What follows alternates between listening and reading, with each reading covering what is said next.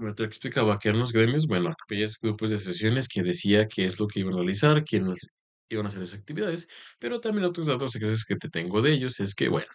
ellos seguían órdenes estrictas de quién, en este caso, cómo se tenían que hacer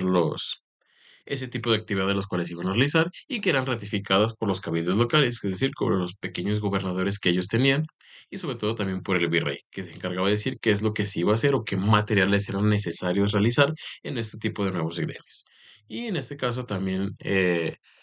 ellos establecían el tipo de calidad, es decir, la manera en cómo lo iban a realizar, qué productos iban a utilizar, qué materia prima y sobre todo los métodos de producción, y lo cual la oferta y la demanda, también incluso el ascenso dentro del gremio. Es decir, los gremios, pues ya si bien, como bien te lo venía diciendo, son aquellos pequeños sindicatos de los cuales están sujetos a lo que diga cierto tipo de autoridades, en este caso eran los virreyes y sobre todo los cabildos locales, aunque principalmente de los virreyes, quienes decían qué es lo que se iba a realizar y qué necesitaba, y una vez dentro de esto, pues había personas que manejaban quienes iban a realizar cierto tipo de actividad, si había ascenso o no había ascenso, la calidad, la manera en dónde lo iban a vender, cómo lo iban a vender, a qué tipo de precios, y controlar todo este tipo de cosas dentro de los gremios. Y bueno, había diferentes tipos de actividades de las cuales pues se tenían que realizar. Y uno de esos, en este caso, actividades nuevas que se estaban desarrollando eran los oblajes. Y los oblajes eran esos talleres especializados en la fabricación de telas y cobijas de lana y algodón, que eran productos de bajo costo y que realmente lo podían adquirir los grupos indígenas. Y esto también hizo pie a que, bueno, si bien pudieran tener un cierto papel ah, dentro de la sociedad porque la economía para ellos no les alcanzaba. Entonces, este tipo también de nuevas actividades hizo que realmente se les excluyera un poco por los bajos costos que esto traía y que realmente no podían comprarse manufacturaras europeas, es decir, cobijas de otro lado, así grandes rasgos. Y sobre todo, pues esto de la abundancia de la materia prima barata, económica, hizo que realmente, como bien dice, contribuyera al desarrollo de una industria, que en este caso es en torno a los indígenas. Sin embargo, los que principalmente trabajaban ahí eran las mujeres indígenas, y que frecuentemente se dice que eran encerradas y maltratadas, lo que provocó numerosas protestas por parte de los religiosos y funcionarios de la época. Es decir, si te fijas, seguían los malos tratos, seguían las malas economías en cuanto a los indígenas y sobre todo cómo realmente estos empezaban a otra vez a levantar la voz, ¿no? Y también algo muy importante a veces de algunos grupos, en este caso religiosos, que vinieron aquí a formar parte de México y evangelizar, en este caso a los indígenas, es que también tomaban voz y voto dentro de este tipo eh, mm, no de disputas, bueno, sí puede ser de disputas, aunque más de ponerse en contra de malos tratos, ¿no? Que también era algo interesante, que si bien vinieron a evangelizar, pero que también que tomes en cuenta que también se unen a las protestas, en este caso, que ellos tenían en torno a una mala decisión, en torno a los trabajos o actividades que ellos estaban realizando. Otra de las actividades que también se hacían eran los trapiches, y en este caso lo que era la extracción del jugo del azúcar para producir miel de caña y azúcar miel, productos que eran muy esenciales durante la economía y la dieta, sobre todo una cosa es que les trajeran las ganancias, pero por otro lado también era una de las dietas, en este caso de la Nueva España. Y el nombre de trapiche viene, como bien lo dice ahí, por la máquina que se utiliza para extraer el jugo de caña. Además, también su producción siempre en las zonas mineras, para el lavado y procesamiento del oro fino, en la cual se utilizaba mercurio, azogue, para separar el metal. Entonces, es decir, hasta el momento tenemos tres tipos de actividades. En este caso era el trapiche, era extraer el jugo de la caña, del azúcar. Después tenemos los soblajes, que era la confección, en este caso, de cobijas, que realmente era que lo utilizaban a partir de prima barata y esto hacía que no se vendieran tan caros y era principalmente para los indígenas. Y la otra, en este caso, más bien hemos llevado dos, para que me voy a otro lado, porque el otro es la explicación del gremio. Entonces eran ese tipo de actividades que se desarrollaban en ese entonces en, en la Nueva España. Otra de las actividades también fue la minería, que principalmente se convirtió en un motor importante no solo para Nueva España, sino también por una economía mundial. Y en este caso, pues eran los metales preciosos. Y sobre todo también aquí había algo muy importante, de lo cual se enriquecía la corona española. A los mineros se les pedía una quinta parte de todo aquello que habían extraído, y posteriormente, que fue en 1548, esto se redujo al diezmo, es decir, a una décima parte de los metales, en este caso extraídos, y sobre todo también la casa de moneda se beneficiaba. Por ejemplo, a lo que se refiere es en 1536 cobrar un impuesto cuando tú, en este caso, te hacías perteneciente a una moneda de plata y cobre, lo que también hacía que la corona española tuviera más dinero. Es decir, cobraban cuando tú comprabas una moneda, o más bien por tener una moneda de plata y cobre, te cobran un cierto tipo de impuesto. También lo que extrajeran de las minas, se les cobraba un cierto tipo de parte, de los cuales ellos se enriquecían, y también esto hizo que realmente hubiera economía no solo en el virreinato, sino que también esto se mandaba en las partes de Europa para generarse un cierto tipo de capital. Sin embargo, en este caso los mineros pues también eran muy abusivos porque ¿quién es que trabajaba ahí? En este caso eran los esclavos o en este caso las personas, en este caso indígenas que eran forzadas a trabajar porque le eran malas condiciones, tenían malos tratos, una mala o incluso ninguna paga, lo que hacía que realmente muchos mineros explotaran a este tipo de personas y que realmente tuvieran demasiadas ganancias. Y de hecho, también con esas ganancias, pues solían comprar títulos de nobleza. Es decir, si una persona realmente, estas castas que te enseñé en las anteriores diapositivas,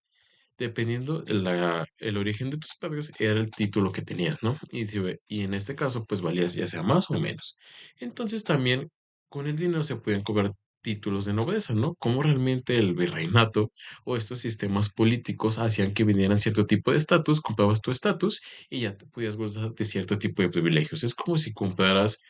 en este caso, no sé, en una plataforma digital, los beneficios que tienes. Ahora imagínatelo que tú con tanto dinero puedes comprarte, ya sea que seas persona de primera, persona de segunda, persona de primera tiene estos beneficios, persona de segunda tiene aquellos, y es lo que hacían los mineros a partir de estos títulos de nobleza, que realmente, naturalmente no nacieron porque no hubo esa educación entre sus papás y un cierto tipo de casa, pero lo pueden comprar ellos mediante lo económico, y es lo que hicieron realmente las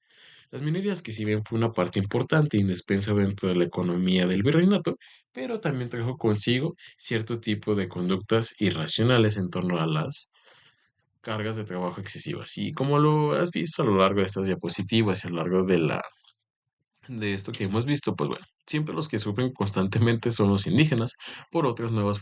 formas de trabajo que realmente los españoles solo se limitaban a ordenar y a enseñar para que realmente se hiciera ese trabajo pesado como podemos ver en las imágenes.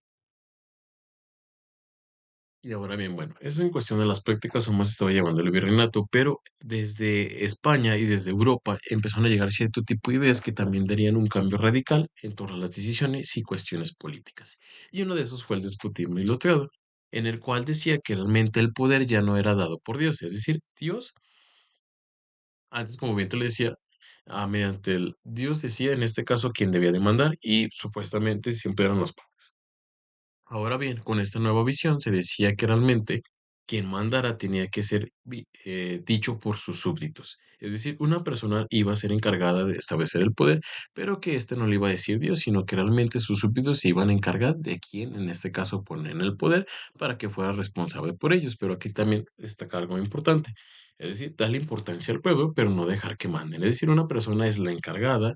la más apta para tomar decisiones, sin embargo, no tiene que involucrar al pueblo. Es por eso que se dice esta frase, todo por el pueblo, pero sin el pueblo. Es decir, este gobernador ahora que va a estar en turno o esta persona que va a estar a cargo del poder tiene que darle importancia al pueblo, pero sí, en este caso introducirlo al poder porque se supone que él tiene la capacidad para mandar y estas actividades que él haga van a ser para el beneficio de sus súbditos. Es decir, aquí se rompe un paradigma bastante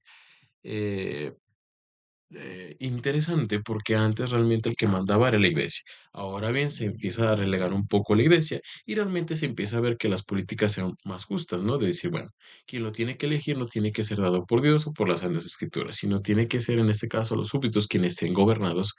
en este caso, quien vivan en ese tipo de contexto para saber quién es el más óptimo. Y esta persona que sea el más óptimo, pues sabe de antemano las necesidades del pueblo, pero también sabe de antemano que no tiene que introducirlos porque se supone que es la persona él más capacitada para la toma de decisiones. Y bueno, no solo traían cambios en lo político, sino también en lo cultural, en lo cual también se hicieron varios tipos de instituciones o varios tipos eh, de academias, en este caso, que fue la Real Academia de San Carlos en 1785, una institución dedicada a la enseñanza de las artes, y que en este caso uno de los representantes de eso fue Manuel Tolsa, una de las figuras más representativas de la época, que también dejó un legado importante arquitectónico en la en los novohispanos. Así también surgieron cierto tipo de grupos, como bien dice, jesuitas ilustrados, como Rafael Campoy, Francisco Javier Clavijero, Francisco Javier Alegre y Diego de Abad, y que trajeron este tipo de ideas filosóficas en los cuales incitaban a un pensamiento, a una libertad de pensamiento y arraigo a las tierras indígenas, es decir, darle importancia a esta cultura mexicana, pero sobre todo tener esta libertad de expresarse y saber sobre todo de decir lo que se piensa, ¿no? Y recordar la importancia de los antepasados para crear sus propios tipos de ideas, a lo que le llamaban patria, es decir, se le empezó otra vez a darle interés y sobre todo este tipo de revueltas, ahora ya no solo en cuestiones de políticas económicas o de gobierno, ¿no? Sino también lo cultural, como el despotismo ilustrado, al momento de que a las personas se les da, en este caso, decisión y se les da, en este caso, también prioridad, como también esto afecta a lo cultural y se ve afectado a las artes, a un pensamiento y que se les dé importancia a las tierras de las cuales nacieron, ¿no? Para dar pie a una libertad de expresión. Y bueno, aquí tenemos la Academia de San Carlos, que hoy en día sigue en pie y que dejó esta estructura arquitectónica de la cual aún se hace uso y se practican este tipo de ideas que pretendía el despotismo ilustrado, ¿no? Un cambio en torno a la cultura, un cambio en torno a lo político, a lo social, quisiera en este caso ya no subjugarse a cierto tipo de ideas católicas o cristianas, sino realmente que las personas pudiesen, en este caso, escoger quién realmente los iba a mandar y la manera en cómo ellos también se podían expresar, que era algo muy importante, ¿no? Y recuerdas que uno de los, en este caso, lemas de la ilustración era sapere aude, que en este caso es atrévete a pensar. Y es lo que incitaban este tipo de cambios, ¿no? Y cómo realmente esto va a afectar a las estructuras políticas que se tenían en ese entonces en la Nueva España. Y eso es lo que te voy a explicar en las siguientes diapositivas. Como bien te lo decía, ese tipo de despotismo ilustrado en lo cultural, en lo social, también trajo consigo nuevas reformas político-administrativas que vienen siendo lo siguiente, que realmente abolir los privilegios de aquellas personas que realmente gozaban de riquezas o que realmente tienen mucho poder y solo hacían actividades muy déspotas hacia los indígenas. Y también aquí algo muy importante es que o más bien no se le iban a dar regalías y sobre todo el dinero principalmente a en el sector, en este caso religioso, sino que realmente todo este tipo de economía y las necesidades en este caso iban a ser en torno a la metrópoli, es decir, todo lo destinado, todo lo recaudado de los impuestos, las ganancias que se obtenían antes iban principalmente a la iglesia, y era por eso que se enriquecían, tenían cadenas de oro, vivían en cierto tipo de palacios.